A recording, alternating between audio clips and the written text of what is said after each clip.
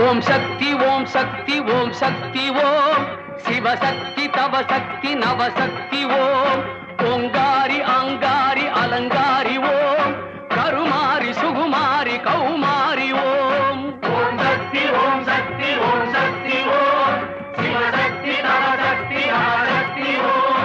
ஓங்காரி ஆங்காரி அலங்காரி ஓம் Karumari Sukumari Kaumari ஓம் ஓம் ஓம் ஓம் ஓம் ஓம் ஓம் ஓம்.